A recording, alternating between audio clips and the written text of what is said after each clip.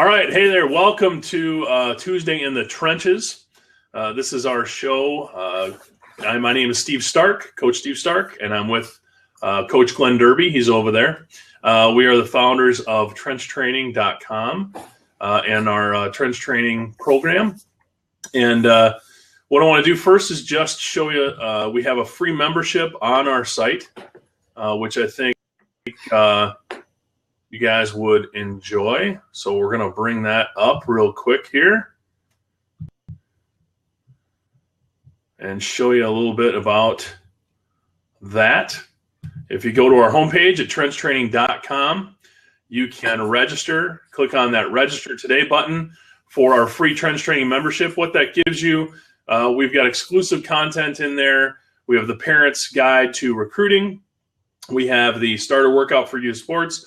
We have the football 101, which is learning the basics. Really teaches you the basics of football. It's really good for somebody that doesn't know much about the sport. And then we also have our private Facebook group, which gives you access to us, all the coaches that are going to be working with us, and again, exclusive Facebook Live content and all the stuff that we're doing here at Trench Training. So just wanted to start off with that. So if you get a chance, go over and definitely register for that free membership.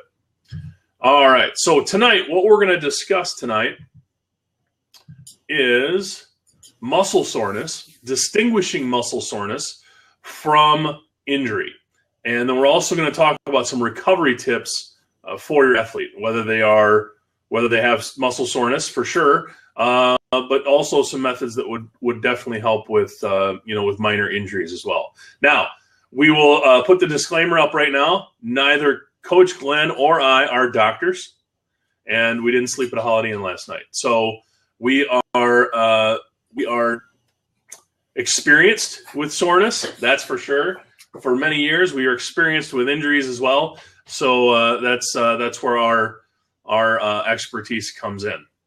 So what we're going to start with 4 questions that you can ask you can ask your athlete, ask yourself, if you are an athlete, to determine or distinguish whether you have muscle soreness or maybe you have an injury. And it's a good time of year to discuss this stuff. So as we get into camp here for just about all the high schools now. Our first question is, and this is what you want to ask your athlete, is to describe the pain. How does your athlete describe the pain? And when I say that, there's the 2 main things that I think of when I think of describing pain. You could describe it as a dull ache, just an achiness, and you could describe it as a sharp or acute pain, something that's kind of stabbing. Now that's not a complete differentiator from to determine whether you're injured or not, but I think that's a good question to start with. What do you think, Coach? Well, I think that's a very good question. And I think one of the things that I have noticed over the years is when you have someone who really loves the sport and they're working their butt off and they come up with something where you can watch them moving and how they move, you can definitely tell that something's bothering them. Now, then the next question is so when they describe it, are they trying to minimize what it is, or are they trying to make light of it, really try and find out truly, like if you can get a scale of 1 to 10, where is it at? 10 obviously being there's no way in heck you're going to be able to play to 1, 2, or 3 is a soreness. So I think that's a great question to ask your kids and to really be paying attention to, how are they moving? How are they acting? How are they reacting? Because a lot of times we can get pain, and we're going to go over this more as we talk, but it can be something that's just going to work itself out. And it's important to know what they're describing.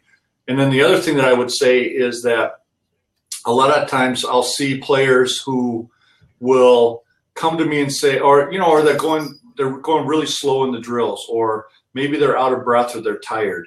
And then I go and say to them, okay, are you able to go full speed right now?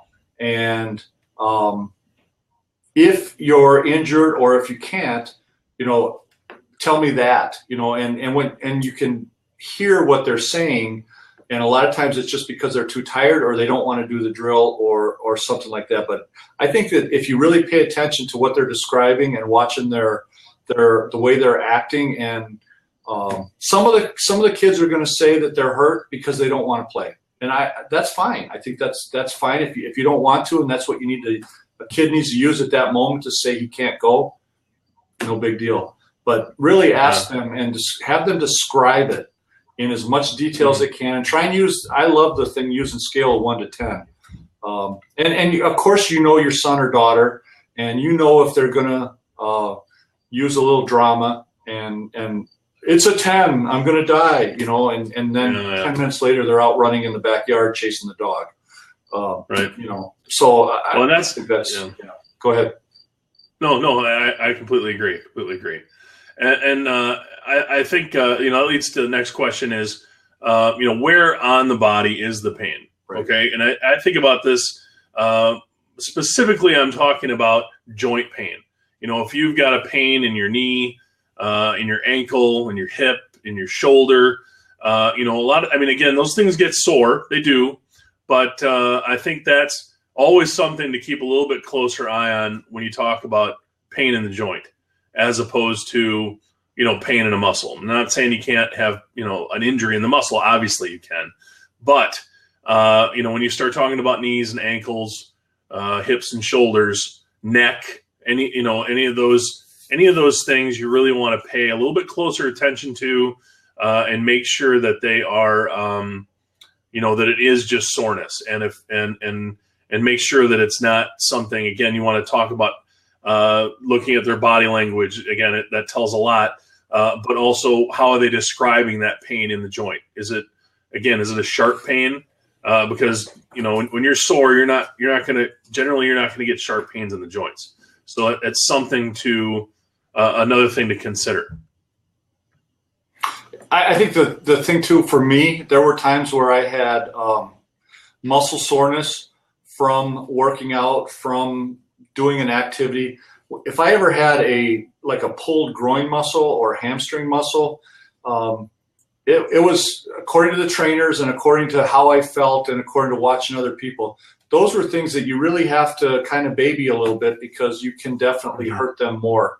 If it was maybe a quad or a tricep or maybe a forearm or different things like that, sometimes you can push through those things. So in this case, I really think it's wise to listen to your trainer. At all injuries, I think you need to listen to them. But, for instance, I have torn labrum in my shoulder. Well, I've been able to work through it and not have surgery or not have anything, and my shoulder feels better. There are certain muscles, certain things that you have that you can push through. And I think it's wise to get a good trainer or a good doctor that you can talk to and say, okay, if it's a hamstring, everyone I've talked to over the years, and Steve, correct me if I'm wrong, hamstrings are one of the more difficult injuries to try and push through. And you're better off giving it a lot of rest and doing a lot of treatment on it, because it will get worse. Other parts of the body, sometimes you can work through it. Again, it's a real important to really have your athlete describe the pain and watch them. So when you watch them, and a lot of times it's when they don't know you're watching them. Try and do it where they don't see it, because if and I'll use that example for my daughter. Sometimes my daughter will be, oh my God, I can't run at all. And then I go into the other room and come out and she's doing gymnastic handstands in the living room. Well, It's obviously not that bad. So, So I think that's a lot of it. Okay. Well, and that the third question is, how long does the pain persist? All right. If you've, general muscle soreness usually only lasts about 2 to 3 days. So when you get past 2 to 3 days and you're having the pain in that same spot, then you probably want to get it checked out, because you're generally not going to have that muscle soreness in one specific spot, for 2 or 3 days, for more than 2 or 3 days. When you get to a week and over, you definitely want to get checked out, whether it be by your trainer or by a doctor. I know most high school programs have good trainers now. A lot of them do. And if they don't, make sure you go find a doctor to, go to your pediatrician even. And they can, if they think it's something that needs a little more attention, they can recommend somebody. But this is one thing I actually wrote an email out to our subscribers today about an injury that I had in high school, and it was I cracked vertebrae in my back, and when I was a freshman, about halfway through my freshman season, and I didn't. First off, I didn't describe the pain very well because it was a lot sharper than I kind of made it out to be, I think. And it persisted. It went through the rest of that football season and into the basketball season to a point where I didn't have a choice. It was dropping me at times, but it took a long time to find because they were stress fractures in my vertebrae, very difficult to see. But that's another, that kind of fits into all three of those first questions there. All of those first three questions is, where on the body exactly, because it was hard for me to pinpoint where the pain was. Basically my lower back hurts, but I couldn't point to a specific spot. I wasn't real clear about how it hurt, and it did persist, and that's finally what ended up getting it. So I think that when you have injuries that are persistent, that keep going for more than just a few days, it's always good to get them checked out. What do you think, Coach?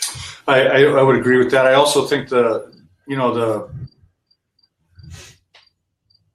every single body, every mind, every person, it's virtually impossible to feel what someone else's pain is. So when I as a coach or as a person or as anybody who is working with athletes, I can describe how my pain feels. And I've ruptured a disc in my back. I know how painful it was. I've now witnessed 3 broken ribs. I know how painful that is. I know how the pain felt for me. I don't know how the pain feels for your athlete, and I don't know, how serious it is. Only they can tell. And a lot of times, if it's a new injury or if it's something they've just done, they don't know how serious it is because they've never experienced it before. Steve, your instance with the broken back, I mean, that's like, your pain tolerance is different than Johnny's pain tolerance or Bobby's pain tolerance or whatever. So I think it's really important for parents to not make judgments on, how bad your son or daughter's pain is, because we don't know. Again, like I said, if you're not watching and they're in the other room and you see them doing stuff. Now, something like what you had, you obviously had some serious pain tolerance. And you also had some serious desire to play. And some kids don't have, maybe they're 8th grade, freshmen, sophomores, they don't have that desire to play like a junior or senior sometimes does. So they're gonna limit themselves a lot more than other kids are. So it's really not a exact science on how to answer this question, or to say 3 days, 5 days, 10 days. I've had injuries where they said it's going to be 3 weeks, and I was back in 8 days. There were other injuries that they said, you're going to be better in a day. And I was still in the hospital 3 days later. So you can't judge how long it's going to last on a, injury by injury thing, because everybody's different. Right. Well, and I think the good point to make, though, is if you have pain that lasts more than a few days, yes, get it checked out. Absolutely. Because it likely could be, even if it's a slight injury, it could be an injury. You're more likely to have an injury after 3 to 5 days than it just be muscle soreness, making that distinction. So, and the other thing, it's hard. It's also very difficult to, when you're in these kinds of situations, you may be making a judgment call based on your pain and saying, yeah, it's no big deal, it'll get better. And you could significantly, now you're going to be out 10 weeks instead of, maybe 2 or 3 weeks. So really, I think the best thing you can do is see a qualified, somebody who knows what they're talking about and can evaluate you. Yeah, for sure. All right. Okay, that leads us to the last question here, and that's, is there pain at rest, meaning without moving? A lot of times when our muscles are sore, if we're just vegged on the couch, we're okay. It's when we get up. It's when we scratch our nose. It's when we sit down that we're feeling pain. So yeah, that's something that is for me, that's a big key right there. If you've got throbbing pain somewhere, you're not moving whatever that body part is, get it checked out, because a lot of times you're going to, you're generally not going to have that kind of pain with just general muscle soreness. And I'm not saying you can't, but I really think it's pretty unlikely. Generally, when you're just sore, laying down, you're at rest, it's not keeping you up at night. That soreness. Generally, your body is like craving that sleep and in recovery mode. So something else to think about. One of the things I like to describe to players or athletes is that when I go and do some heavy squats, it's hard to sit down and get back up after. Yeah. But you feel that pain. You know what that pain feels like? It's soreness. It's soreness from overworking your muscles and going deep, deep, deep into your muscles, and that pain is a distinct pain that you can start to realize the difference between that pain and pain of a damaged joint or maybe a torn muscle. Sometimes, even sometimes when I was lifting, it felt like the muscle was torn. It is so painful sometimes to get up off of a seated position because your butt is in so much pain. But as you go on as an athlete, and the more you play and the more you lift and the more you do things, you can start to recognize, okay, this is something I can work through, and this is something I can stretch. A lot of times I think stretching is one of the things that you can do. If you can touch your toes, and you go really slowly, and it's not a stabbing, significant pain, then it's soreness. If it's a sharp, knife-like pain, then that's something different than soreness. So really start to maybe help your athlete and kind of describe to them the different types of sorenesses that there are. When you're in training camp, from head to toe, your body's sore from bruises, from doing things that you haven't done all summer and winter. Your muscles are in complete shock, and they're going to be sore for sometimes a week or two. But the more you can learn what different pain feels like a sprained ankle feels definitely different than a muscle that you've gotten hurt from lifting weights, and a sprained ankle definitely feels different than a bruise. Those are the types of things that I think you can help your athletes start to distinguish, because if you're going to play football, quite honestly, I don't know of anyone that's ever gone through the game of football without some type of hurt. It's a painful sport, and basketball too. I got hurt, and all sports you're going to get some injuries and you're going to get some soreness from if you want to compete. And I think that's learning the different types of pain that are out there and help your athlete describe them is key. Right. Well, and I think that all athletes get that sense of what soreness and injury is over time and just over experience. And a lot of times, we talk about muscle soreness as a trainer. The muscles are they are tearing. They're micro tears in the muscle, and the muscles tear. They heal, they build, and they rebuild. That's how they reheal, and that's how you gain muscle and strength, is by tearing them down and letting them build back up. Right. So when you are lifting weights or even when you're working out, you are actually causing those micro tears in the muscle as you're working out. So it's something that's why you need all those recovery tips, which we're going to get into right now. Okay. All right. So we had 6 tips, I'm sorry, in our post today. Maybe we can think of a few more here. But the first one was get more sleep. Obviously, sleep, and a lot of people, some people may not know this, but sleep is that's your body's way of repairing itself. When you're resting at night, when you're sleeping in bed, your body is actually rebuilding and repairing all the damage that you've done to it over the course of a day. And whether you know it or not, just walking a lot at the state fair, your bodies, your cells are damaged, and that's why you need to go home at night and rest so that they can repair. And that's why when you don't get enough rest, you actually prolong that healing process, and that's something you definitely don't want to do. So sleep is definitely a huge thing in increasing that or speeding up that repair time, for sure. The second one there was stay hydrated. I think that's something to think about.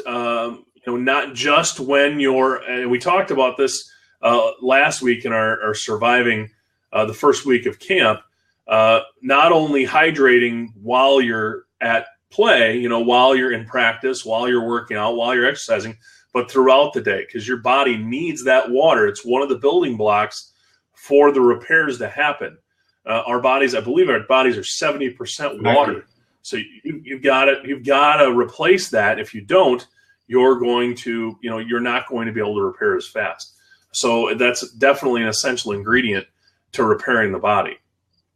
Third one was eat more protein. You need to have a little bit more protein in your diet, especially when you're in camp. These guys are practicing now 7-8 hours a day, and maybe they're not practicing the whole time, but a lot of times when you're in 2 days, it's 4 to 5 hours of actual physical activity each day. You want to make sure that you're fueling your body, and again, that's one of the building blocks. That protein is one of the building blocks for repair. So you have to have that. One thing to think about is start your day with some protein. I know it's hard to eat before you go to practice at 7 o'clock in the morning or whatever, but you need that breakfast, and you need to make sure there's protein in that breakfast so that, that protein will carry you through your practice. Make sure you get protein and carbohydrates after, and think about doing some type of protein snack. I think, those small packets of peanut butter or maybe a peanut butter sandwich or some other kind of nuts or whatever your protein might be. A protein snack at night before bed is also nice because it gives you that little boost into your repair time during sleep. So eating more protein. Eggs are really good too. Eggs are definitely very good. Thanks, Coach. I was on the nut kick there for a minute, so I'm trying to think about protein. I like it because back when I was growing up, they used to say eggs were not good for you, but there's been a lot of research saying eggs are very, very good for you. Yeah, and there are some for the older kids too. I think there are some really good protein supplements that are useful. Some of the more natural protein shakes, whey protein, good, yeah. Casein protein that's derived from milk, from dairy. Those are all good things to think about. And that one of those protein snacks that people have really been talking about a lot lately is chocolate milk. Chocolate milk is a great post-workout. If you like chocolate milk, and even if you're not crazy about it, it is a good post-workout drink because it not only has the protein, but it also has the carbs that come with the chocolate. So it's a really good mixture that refuels your body and helps kickstart some of that repair process. So that number 4 was drink chocolate milk. So that's something to definitely consider in your diet. If my 8-year-old is can be a case study in chocolate milk because that's all he drinks. So I mean he's getting those protein and carbs every single day at just about every meal. So we'll see how he does with body repair. Number 5 is a foam roller. Foam rollers have really, I don't know, they've kind of waned a little bit lately. I haven't seen as much about them, but super popular a few years ago. And they really do make a difference if you take the time. It is time consuming, but if you can find a way to get on a foam roller every day, especially in the times when you have muscle soreness, it can really do a lot to help decrease the time it takes to recover. What happens in our body, we talked about those micro tears. There's also a connective tissue called fascia. It's all throughout our body, covers the muscles. And if you've ever had a spot in a muscle where you push that one spot, it almost drops you. It's just they call it a hot spot, okay? And a lot of times you'll get them down the sides of your legs I believe it's called the IT band, kind of down from your hip down to your knee. And a lot of times you'll get those, and those will actually cause problems and soreness and pain all the way down your leg and all the way up through your back. So getting rid of those hot spots, and that's what a foam roller does. You basically find those hot spots that hurt, find the spot that hurts the worst in your muscle and roll on it, okay? And do it for about 5 minutes. It's going to hurt like heck, but when you do it, it really, really can have a huge impact breaking up those knots and allowing them to repair faster. Because once those knots are broken up, again, that's when that protein and water and carbohydrates all help get that healing process going. So breaking those up with a foam roller is a good idea. Last one, tip number 6, was a cold bath. Okay, and we used to do this in college. Didn't really do it much in high school. In fact, I don't ever remember doing that in high school, but we had the big garbage cans, those giant garbage cans out after practice and full of ice water. And you just drop into it. And you'd only have to get into it for a few minutes. And then, if the guys are really, really sore, they'd have the tubs out so you could actually lay in them for a while. I was never a big plunger, but a lot of guys were. We actually had those down in New Orleans where they had cold tubs and warm tubs. You'd spend 20 minutes in a cold tub, 5 minutes in a warm tub, go back and forth. Unbelievably good for helping out, getting all the toxicity that are in your joints, in your muscles from the workouts. You talked about tearing down the muscle and then rebuilding it. Well, when you do that, you get a lot of extra stuff around those that can cause soreness. And cold and hot, cold's the best, and you want to stay in the cold the longest. But going back and forth from cold to hot it used to make huge differences in my ankles when I would I would like to do it now. Well, and I know, and really, I think a lot of what that does, Coach, is it helps us with with the inflammation around the joints and the muscles. Yeah. And I talk a little bit about that in the post that we had that went out yesterday.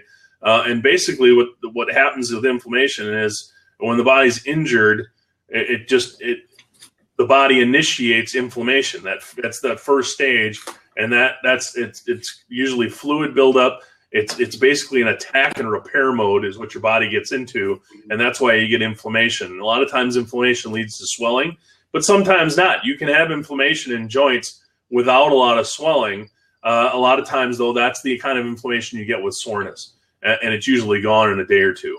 Whereas, when you get those really, you get a torn ligament or something and the things balloon up, that's that inflammation, and it's the body's way creating that fluid and all that stuff around the injury to try and get it to heal. Yep. So inflammation is a good thing because it's your body trying to heal itself. But obviously, we want to try and reduce that whenever we can, especially with injuries and trying to recover and increase our recovery time. Right. So, all right, that's all I had for our recovery tips. Coach, do you have any others that you think are worth mentioning today? Well, I think ice, and I think those boots that used to, they would blow up and get real tight on you to get the inflammation out. The thing with inflammation, you're right, it does help heal, but the problem with sports is it takes a long time. So right. A lot of times when you're in any sporting event, you want to try and quicken the healing process. Many times I had sprained ankles or, Achilles things or whatever, and that cold, wrapping your whole entire foot in ice, yeah, it's very painful for the first 5 minutes until your joint or whatever gets numb. But, leaving that on for 20 minutes, and I used to always put they put ice bags on it and then put the boot over it and then squeeze the ice against your thing. It's really important if you want to try and heal it faster to get that inflammation out.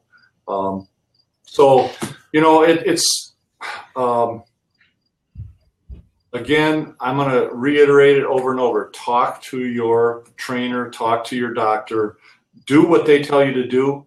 But, now with the internet and everything else, you can research many, many things, and everyone's different. I think it's just so important to realize that no two people are the same chemically, physically, mentally, all of that. So your son or daughter isn't necessarily a hero or a GOAT because of how they handle their injury or their pain.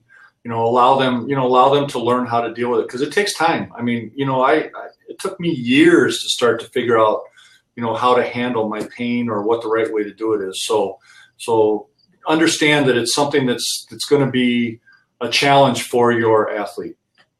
And it's individual. Yep. So everybody deals with and feels pain differently. It's our makeup, and we kind of have to, we have to figure that out individually. And as parents, we have to figure out try to get a handle on that with our kids and realize, and we know them better than most. I mean, I know my 11-year-old who he's been through a lot with medical issues. That kid's pain tolerance is like through the roof, and I know that. I've got I've got another kid who can't, handle, stubbing his toe. So every kid is different. So you just got to get, your kid best. Always go with your gut on those things. It's always best to err on the side of getting something checked out.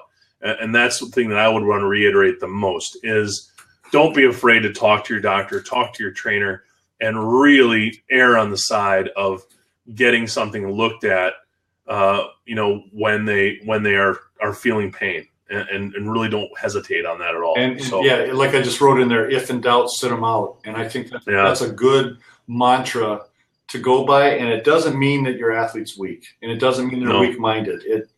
You never know when that thing is something that can be serious. So allow them the opportunity to go through the process of figuring out, like Steve said with his youngest son, he's going to figure it out.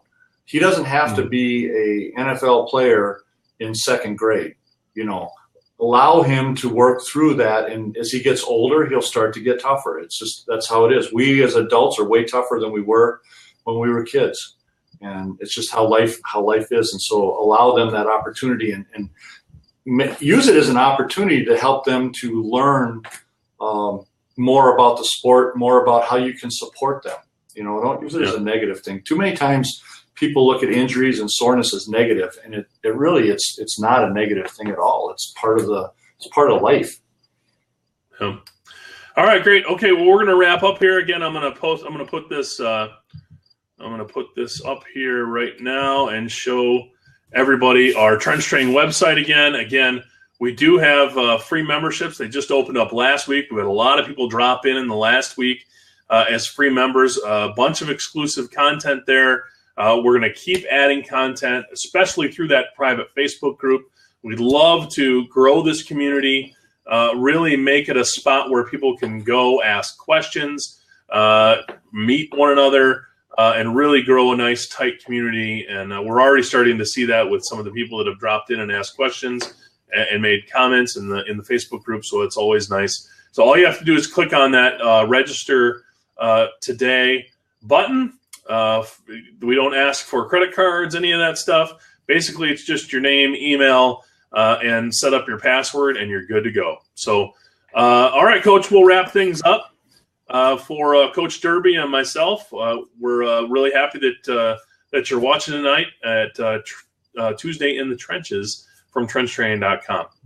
All right, Coach, we'll see you next week. Play big. All right, man.